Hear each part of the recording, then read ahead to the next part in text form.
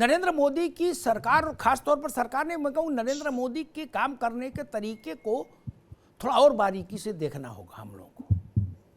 370 पर supreme court में एक पिटीशन होती है, ठीक, बहुत महत्वपूर्ण बात कह रहा हूं। देश की सबसे बड़ी अदालत देश की सरकार, केंद्र सरकार को नोटिस करती है कि 370 पर आपका क्या सोचना समझना है, आके बताइए, ठीक। सरकार ने रिस्पॉन्ड नहीं किया। क्या इंप्रेशन गया कि नरेंद्र मोदी 370 नहीं हटा सकते, नहीं तो सुप्रीम कोर्ट में बोलते नहीं, लेकिन 370 हट गई, हट गई। एक इसमें ऐसा होगा नहीं होगा सरकार जाने, कि मैं उदाहरण दे रहा हूं काम करने का तौर तरीका। एक बात बार बार कही गई, यहां नहीं आई लेकिन आगे पहले बहुत सारे मैंने इस पर बहसें की, तो उनमें आई एक बात कि भाई जागरण इसलिए जरूरी है अग्निहोत्री जी, क्योंकि इस देश में जो गैर पढ़ा लिखा है वो चीजों को समझ नहीं पाता, उसको समझाना पड़ेगा अभी। और तो मैंने उन लोगों से पूछा कि अब तक कितनों को समझाया, पहले तो ये बताओ, तो तुम्हारी बात पे भरोसा करें। अब तक दशहरी खाक सो रहे हो खटिया पे और कह रहे हो आगे से जागरण करेंगे, ये चाह रहे हो ये तारीख बीते बवाल कटे फिर कंबल ओढ़ के सो जाए, ये ना। मैंने कहा ये नहीं चलेगा, ये फर्जिफिकेशन नहीं चलेगा ना। अब तक कितने लाख लोगों में जागरण कर आए वो बताओ। एक भी मुझे आज तक नहीं मिला जो जिसने कहा हो, बड़े बड़े मंचों पर मैंने बहस की इस मुद्दे पर, जिसने कहा कि हाँ भाई साहब मैं हूं, मैं 3 लाख लोगों में जागरण करके आया, नहीं। फिर लोगों ने कहा अमिताभ जी आप पूरे देश को दिल्ली समझते हैं क्या? मैंने ना जी कतई नहीं, हम तो गंज डुंडुवारा भी समझते हैं और दिल्ली भी समझते हैं और शिलांग को भी जानते हैं और तेवांग को भी जानते हैं। बोले कोई चीज कैसे पहुंच सकती है, आज आप कानून बनाना चाहे, आप वकालत कर रहे हो, आप अधिनायकवादी सोच रख रहे हो। मैंने उनसे कहा कि दादा आप भारत की जनता की प्रज्ञा और मेधा को कमतर आंक रहे हैं ताहिरा जी, ये आपके काम आएगा आगे। आप तो दुनिया भर की तमाम सेमिनार्स और बहसों में रहती हैं, ये कभी इसका कहिएगा, ये गूगल वाली किताब में मिलेगा ही नहीं ये विषय। मैंने उनसे कहा सबसे गरीब आदमी ले आओ जिसका मस कागज छुयो नहीं, कलम गही नहीं हाथ, जो ऐसा हो। कबीर ने कहा कि कॉपी किताब देखे ही नहीं, ऐसा ले आदमी ले आओ, ठीक। उससे पूछो, आप टेस्ट कर लेना आप ताहिरा जी मेरी बात का, और अगर सही हो तो मुझे टेलीफोन करिएगा, कहिएगा भाई आपने बात बिल्कुल सही कही थी। जो सबसे गरीब हो, अशिक्षित हो, जिसके जीवन में कभी शिक्षा का कोई अलिब्बे पेते भी नहीं आया हो, मदरसा भी नहीं गया हो, अलीगढ़ मुस्लिम यूनिवर्सिटी छोड़ो, उससे भी पूछो फ्री का राशन कहां मिल रहा, कितना मिल रहा है। अगर जानकारी नहीं हो तो मैं पत्रकारिता छोड़ दूंगा, पत्रकारिता छोड़ दूंगा। उसकी जानकारी हो गई ना, उसके लिए जनजागरण चला था नहीं ना।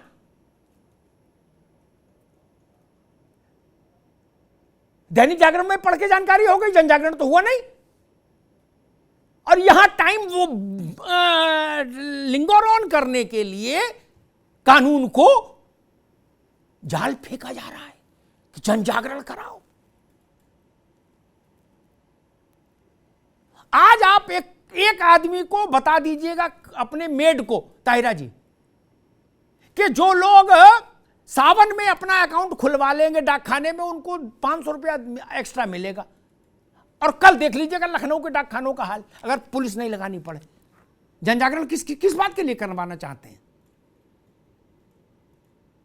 किस बात का जनजागरण? यूएन कह रहा है कि यूएनओ कह रहा है कि 27 तक आप पाकिस्तान चाइना को क्रॉस कर जाएंगे। हमारे पास जमीन है, जमीन है क्या हमारे पास?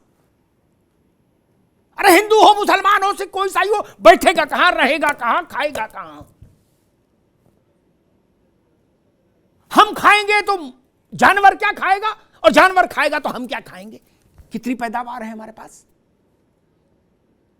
गंगा सूख रही है, यमुना सूख रही है, वरुणा सूख रही है, रामगंगा सूख रही है। क्या करेंगे? जनजागरण करते रहे, जनजागरण करते रहे। सरकार के एजेंडे में है नहीं है, सरकार जाने। लेकिन सरकार के एजेंडे छोटे होते हैं, देश का एजेंडा बड़ा होता है। आज जो सरकार है ये अनंत काल तक नहीं रहेगी ना। भारत की सरकार अनंत काल तक रहती, चेहरे तो बदलते हैं। हम अपने बच्चों के लिए कौन सा देश छोड़कर जाना चाहते हैं जिसमें खाने को रोटी नहीं मिले, पीने को पानी नहीं मिले? ऐसा देश छोड़कर जाना चाहते हैं? और एक विभत्स चित्र देख लीजिए। अच्छी चीजें तो छोड़िए, हम जेल में भी जितने आदमी रहने चाहिए वैसी बैरक की व्यवस्था नहीं कर पाए आज तक। 100 की जगह 300 भरे हैं। क्या चाहते हैं हम? कैसा देश चाहते हैं? चपरासी की जगह निकले तो 5-5 लाख लोग अप्लाई करें। सफाई कर्मचारी की जगह निकले तो BA, MA, MBA, ITI किए हुए बच्चे अप्लाई करें।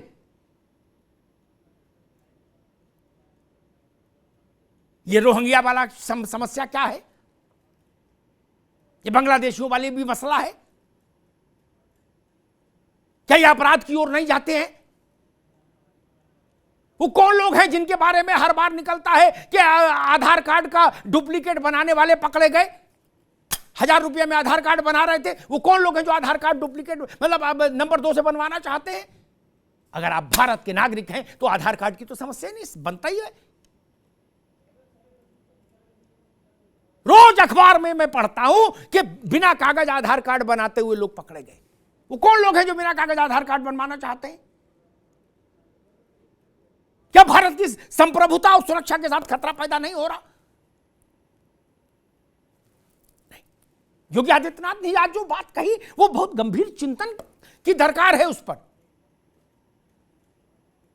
हमारा अनुभव, देश का अनुभव अच्छा नहीं रहा उन परिस्थितियों का। धार्मिक आधार पर असंतुलन देश को दूसरी तरह की समस्याओं में ले जाएगा। मैं उन समस्याओं के विवेचन में नहीं जाना चाहता। डिजाइन नहीं होनी चाहिए दिमाग में। अगर मंतव्य ही दूसरा है, हम मान लिया ठीक नहीं पढ़े लिखे थे ज्यादा बच्चों की, ठीक, लेकिन फिर आप स्कूल किस लिए गए ये कहने कि आप हमारे हिसाब से चलेगा स्कूल? बच्चे ज्यादा हो गए, मैं ताहिरा जी की बात मान लूंगा, पढ़े लिखे नहीं थे, चलो ठीक मान ली। ये समझ किसने दी कि स्कूल में जाके कहो कि अब यहां प्रार्थना नहीं होगी? ये समझ किसने दी? और जिसने ये समझ दी वो आदमी देश के साथ गद्दारी कर रहा है। किसी ने तो दी होगी समझ ना। और अगर उनको इतनी समझ है ताहिरा जी तो माफ करिएगा, मैं किसी भी सूरत में ये नहीं मान सकता कि वो पढ़े लिखे नहीं है इसलिए उनको पता ही नहीं कितने बच्चे हो गए, उनको गिनती नहीं आती। ये नहीं मान सकता ना। जिनको ये पता है कि अगर हम 51 हो गए, 100 में 51, तो स्कूल हमारे हिसाब से चलेगा। और अगर यही स्थिति दूसरी तरफ से होती तो क्या परिस्थिति बनती? तब तो स्कूल कॉलेज सब एक तरफ हो जाते। ये रास्ता ठीक नहीं। ये रास्ता भारत के लिए संकट का कारण बनेगा। केवल आर्थिक मसला नहीं है, धार्मिक भी है। केवल आर्थिक मसला होता या होता कि भाई जो लोग पढ़े लिखे हैं वो लोग सुधर गए तो एएमयू सब शांत होता। नहीं, एएमयू में बवाल क्यों है? घटना कहीं घटे, इराक में घटे, ईरान में घटे, सीरिया में घटे, बवाल जी एएमयू में होता है। क्यों भाई? वो तो पढ़े लिखे लोग हैं। देश के तमाम नामचीन लोग वहां से पढ़कर आए।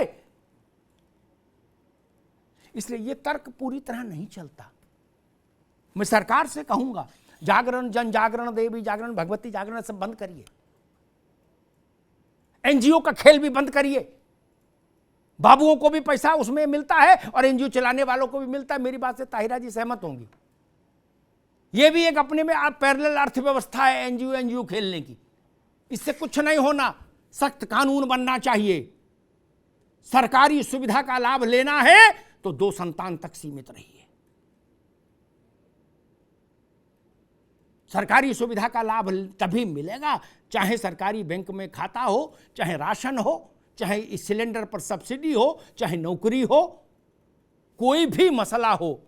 2 संतान होंगी तो सरकार अटेंड करेगी, अन्यथा आप अपने पुरुषार्थ पर जियो, हमें नहीं कह रहे दंडित करिए। जिसके पास इतना पुरुषार्थ है कि नहीं जी निज भुजबल में बैर बढ़ावा, तो ठीक है 10 बच्चे पैदा करो, अपनी बैंक खोल लो,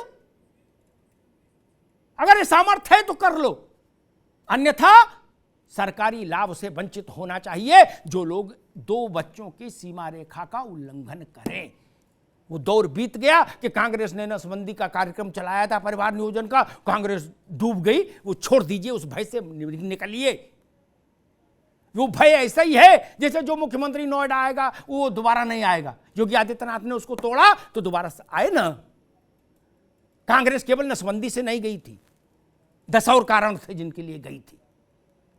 कांग्रेस मीसा और DIR से गई थी, न केवल नसबंदी से नहीं।